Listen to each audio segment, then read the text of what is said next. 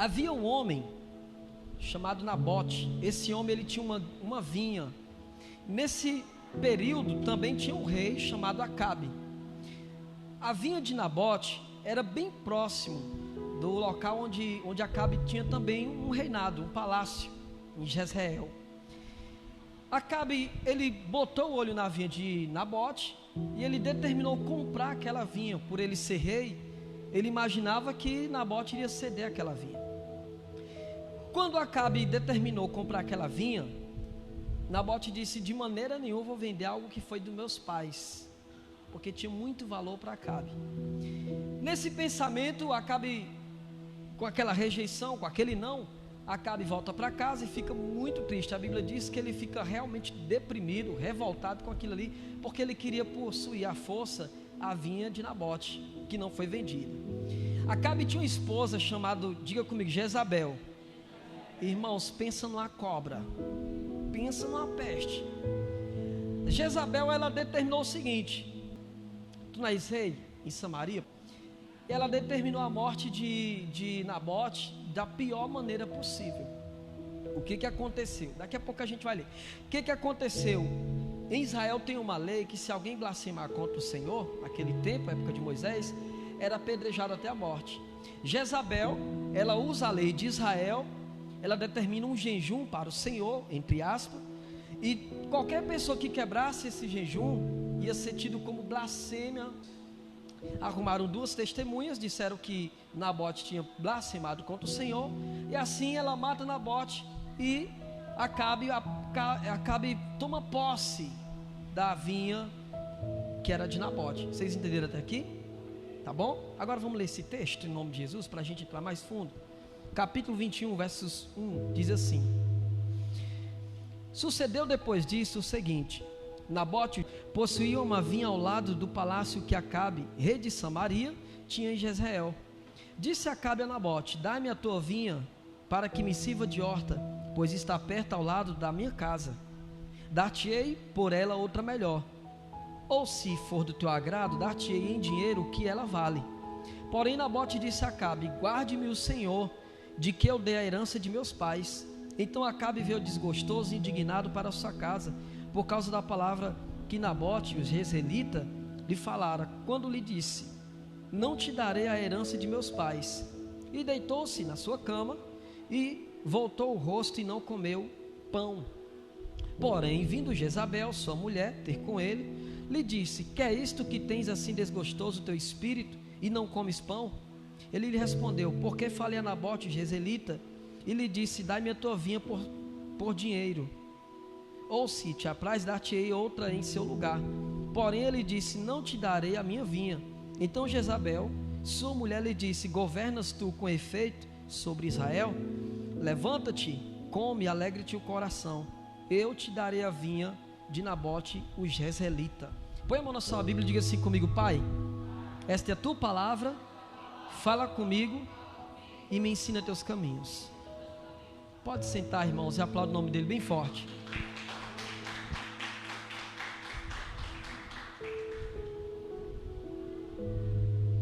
Eu quero falar hoje sobre valores inegociáveis.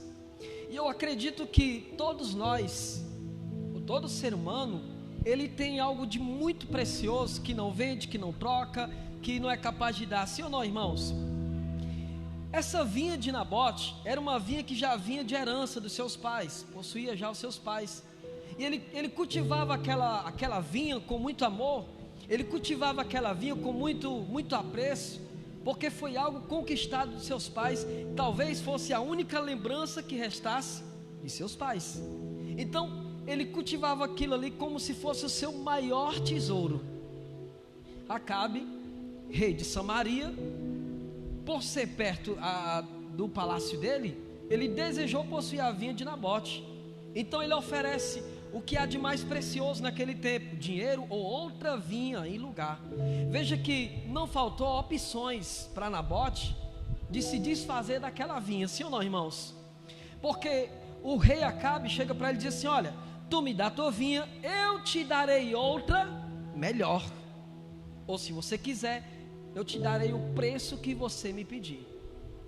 Só que O que Acabe não contava é que aquela vinha não tinha preço. O valor daquela vinha era justamente uma lembrança, uma herança herdada de seus pais.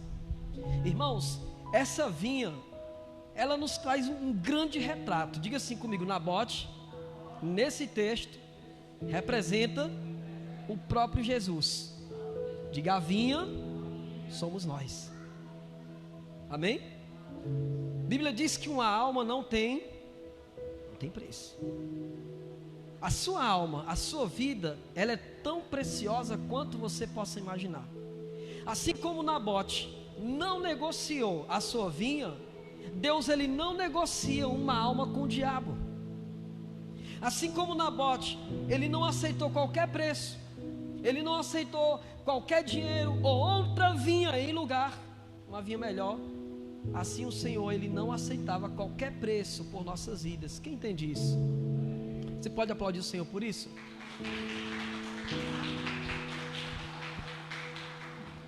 Do mesmo jeito que aquela vinha, ela tinha um valor, Deus, ele olha para o nosso coração, e o que ele quer enxergar em nós é que essa vinha também, ela venha ser uma representação de Deus para nossas vidas. Irmãos, o apóstolo Paulo, ele fez uma pergunta: quem nos separará do amor de Cristo? E aí Paulo, ele faz uma pergunta: será fome? Se tem uma das coisas mais graves que faz as pessoas afrouxarem, é a fome, sim ou não? Tem gente que não tem medo de perder posse, mas morre de medo de passar fome. Então Paulo, ele pergunta, o apóstolo Paulo, ele faz essa pergunta: quem nos separará do amor de Cristo? Será fome? Será perseguição? Será nudez? Será profundidade? E ele fala, tão certo como vive, que nem anjo, nem fome, nem morte pode nos separar do amor daquele que está em Cristo, do amor de Cristo que está em nossas vidas.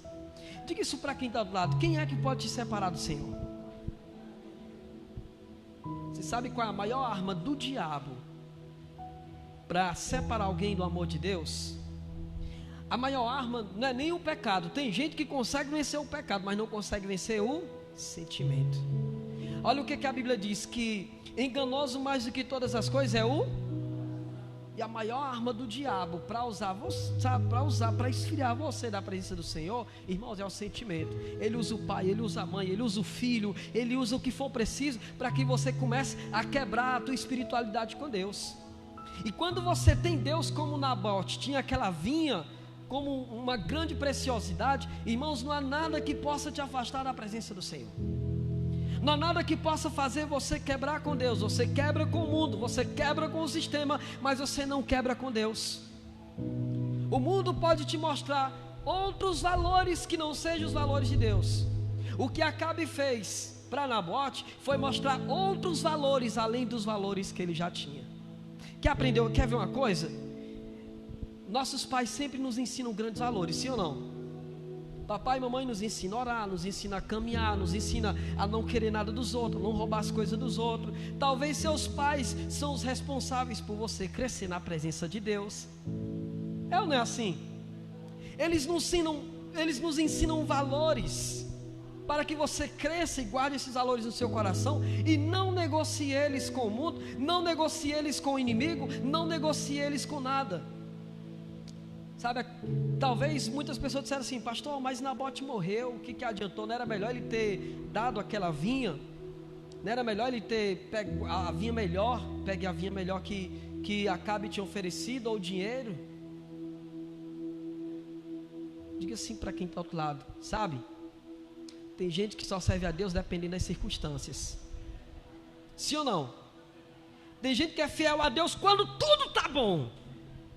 Quando tudo está ruim, começa a parar de orar, começa a criar desgosto da igreja, começa a não querer acatar a vontade da palavra do Senhor, começa a achar que Deus não está com ela, que Deus não está ouvindo a oração, que Deus não está na igreja, que Deus não está usando o pastor. Ela começa a criar uma série de problemas na mente e no coração, porque na realidade já começou a tirar o grande valor que estava dentro do seu coração. Os valores que já foram estabelecidos pelo reino de Deus. Diga assim comigo: os valores que são estabelecidos pelo reino de Deus não serão arrancados do meu coração com facilidade. Nabote morreu. O sangue dele clamou por justiça, e a justiça de Deus foi feita na vida de Nabote. Deus prometeu e Deus cumpriu. Tanto Acabe como Jezabel, eles morreram com uma morte tão trágica. Enquanto que Nabote, ele não vendeu a sua herança, ele não abriu mão daquilo que Deus tinha para ele. Irmãos, eu quero encorajar vocês a servir o Senhor de todo o teu coração. Eu falava na reunião do presbitério quinta-feira. Qual é o primeiro mandamento? Amarás ao Senhor teu Deus de quê? Porque de todo o teu coração. Porque de todo o teu entendimento. Diga assim comigo: porque o coração é uma terra fértil e fácil de ser controlado. Basta um sentimentinho para você desfazer de muitas coisas. É ou não é, meus amados? A gente tem que aprender a olhar para Deus, enxergar Deus como o maior valor das nossas vidas, acima do pai, acima da mãe, acima do filho, acima das riquezas, acima da pobreza, acima de qualquer coisa. O Senhor tem que ser o nosso tudo. Aleluia. Esses dias eu estava fazendo um serviço, eu não tenho vergonha de falar isso para vocês. Eu estava fazendo um serviço e tem hora que a boca da gente quer murmurar, sim ou não? Eu estava fazendo um serviço e carregando bolsa para um lado, bolsa para o outro, pesado, e o caminho que eu ia era um pouco distante, tive que deixar o carro. Aí enquanto eu caminhava, eu disse assim para Deus, olha, eu só disse assim para Deus, mas meu Deus, o que diabo é que crente tem que sofrer? Irmãos, na mesma hora o Senhor me repreendeu, e eu só estava reclamando do caminho que era longe, não era outra coisa. Na mesma hora o Senhor falou assim ao meu coração: pensa só na minha jornada que eu carreguei a cruz, que você cala a sua boca. Eu olhei para Deus no meu coração e disse assim: Senhor, agora que teu servo caminha 2 milhas se for preciso. A gente só entende grandes valores quando nós somos repreendidos por eles, pelo próprio Deus. O valor que você tem quebrado com Deus é o valor que vai te abençoar. Diga para quem está do outro lado: uma simples oração pode mudar tudo. Amém, irmãos? O jejum, a prática de perdoar o próximo, a prática de você se lançar mais para Deus, de você se doar para Deus, e isso vai fazer você caminhar um pouco mais forte diante do Senhor. Eu sei, irmãos, que tem dia que a gente está fraco. Eu sei que tem dias que palavras não resolvem. Eu sei que tem dias que você está angustiado, que nem para o culto você quer vir. Mas se você olhar para o Senhor e dizer assim para Ele: Senhor, assim como o Senhor não negociou a minha vida, eu não vou negociar o meu chamado. Você vai andar e vai caminhar com Cristo até o dia que Ele voltar. Aleluia. Vamos aplaudir o Senhor em nome de Jesus, bem forte para Ele.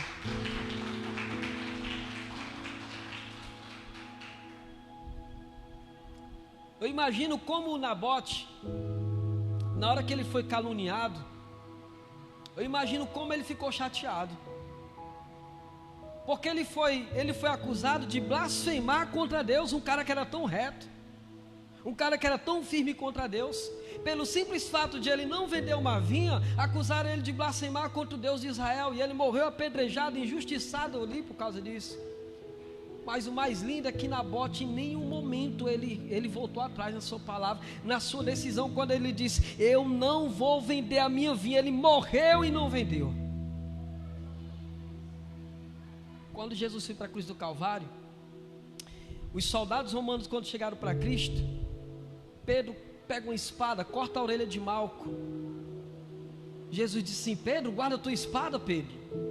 Acaso tu pensa que eu não posso rogar ao meu pai? Ele manda 12 legiões de anjos e acaba com tudo.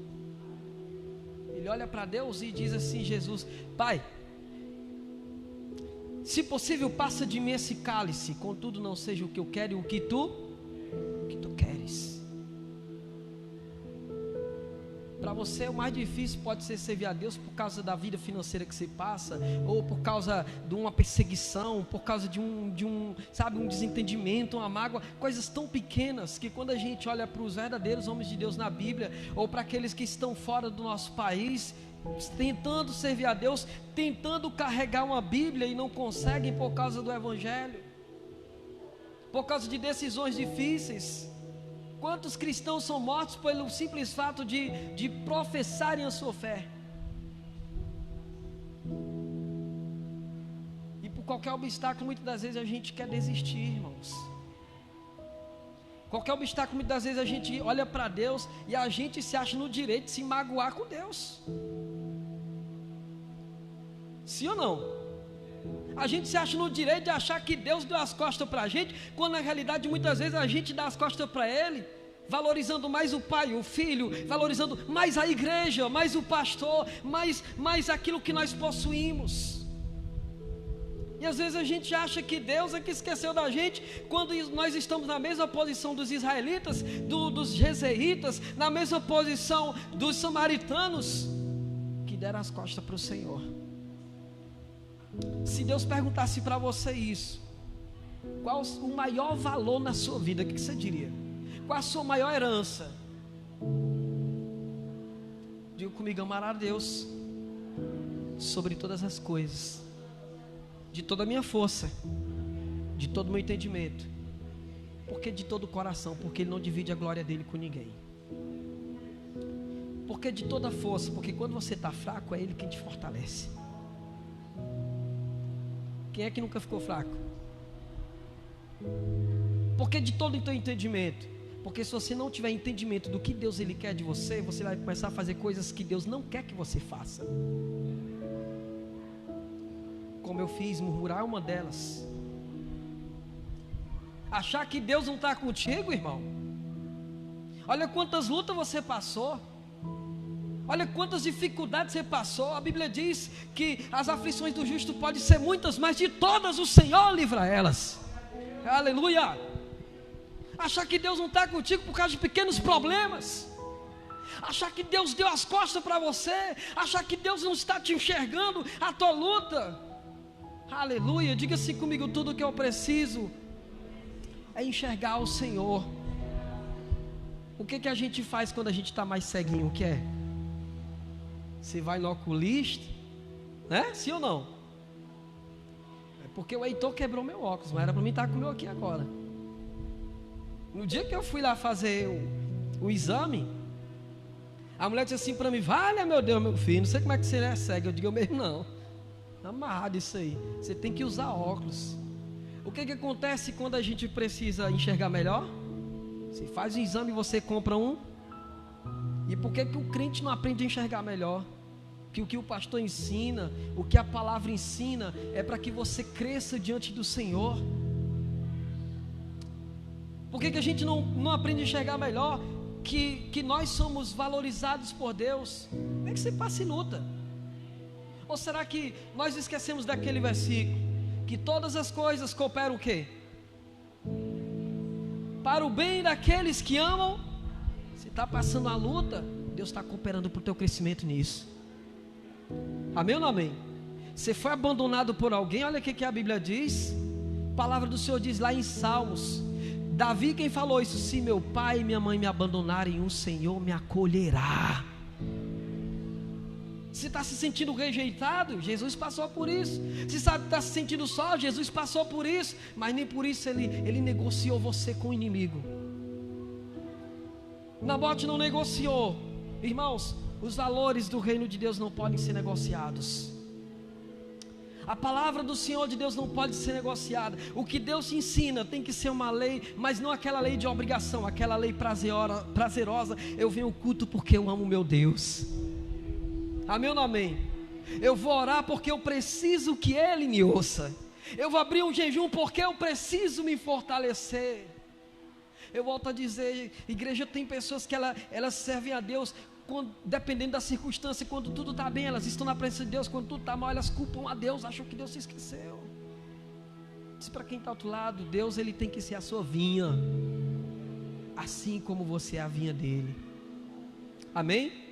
Quantas vezes nosso Deus já provou que está contigo, igreja? Quantas vezes você achou que era o final e Ele tornou um novo recomeço. Aleluia, aleluia. Abre comigo a sua Bíblia em nome de Jesus em Romanos, não desmarca Reis. Romanos no capítulo 8.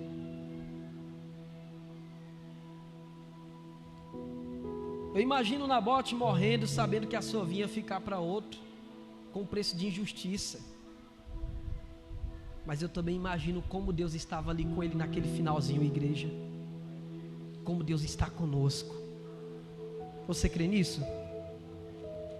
Capítulo 8, versos 28, irmãos. Olha o que o apóstolo Paulo fala aqui em Romanos. Sabemos que todas as coisas, o quê? Para o bem daqueles que amam, daqueles que são chamados segundo o seu. Entenda esse versículo.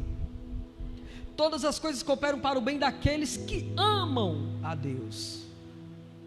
Quando você ama, eu estou falando quando você ama a Deus, tudo vai cooperar para o teu bem. Quando tem um propósito de Deus na sua vida, todas as coisas vão cooperar para o teu bem. Eu me lembro que quando eu aceitei Jesus, foi por causa de uma barroada isso, que eu levei de moto.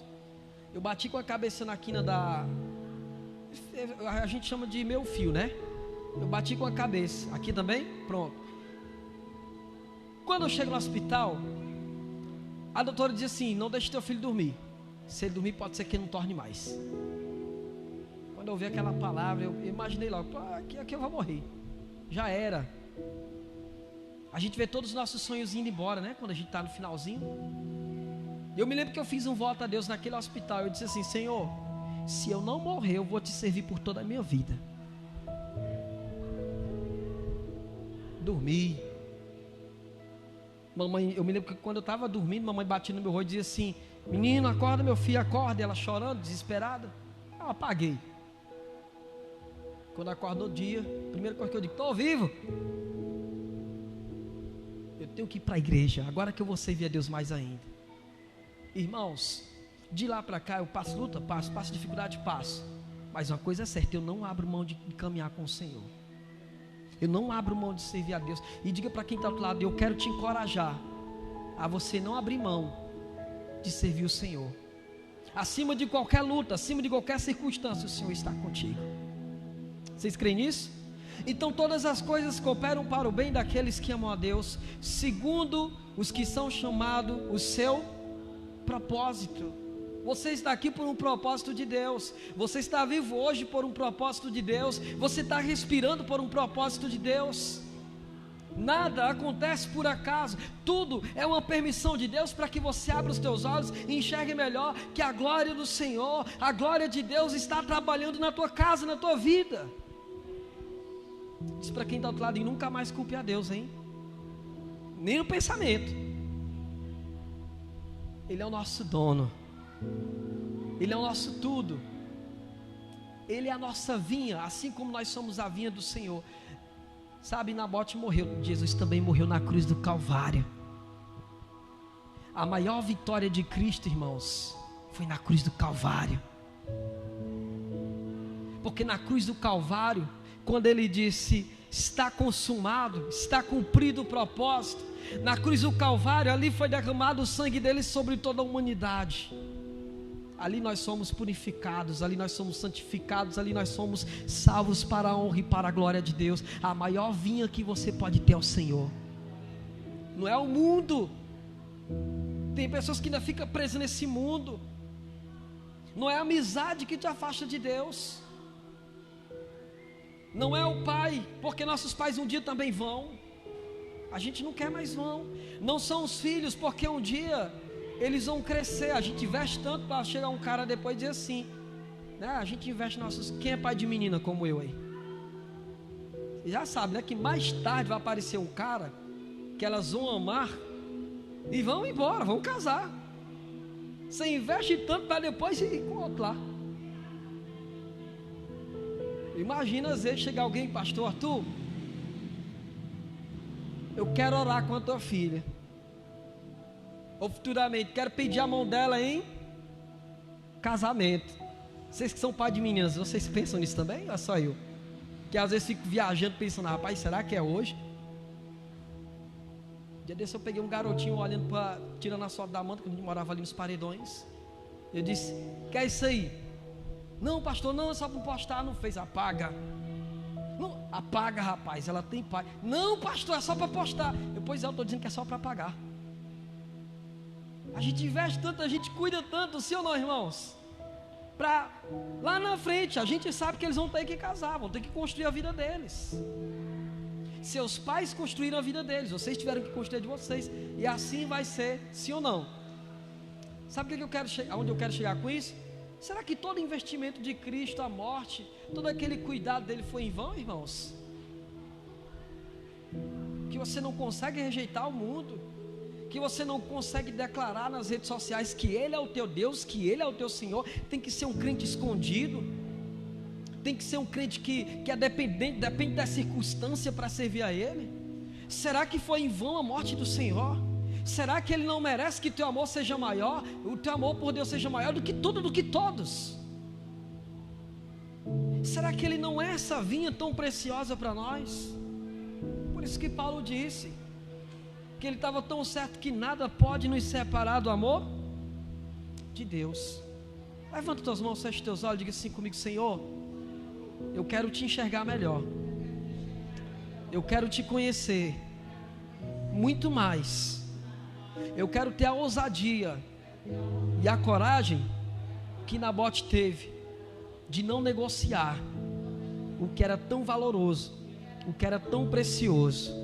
Diga: eu não quero negociar o Senhor, nunca, porque o Senhor é o meu tudo. Aleluia. Aplaudo o Senhor em nome de Jesus.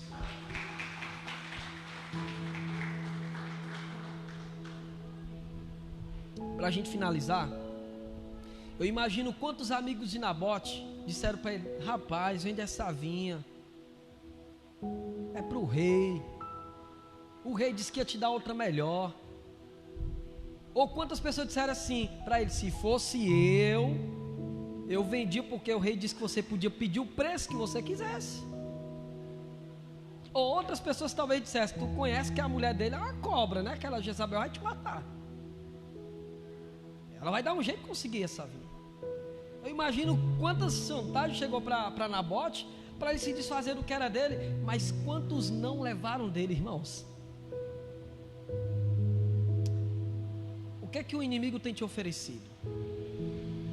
Ou o que é que o mundo tem te oferecido? Ou que estratégia o inimigo tem traçado para você esfriar na fé? Que estratégia o inimigo tem traçado para você achar que Deus não está contigo? Sim ou não? É hora da gente não negociar. Diga: eu não posso negociar o meu chamado. Amém? São valores.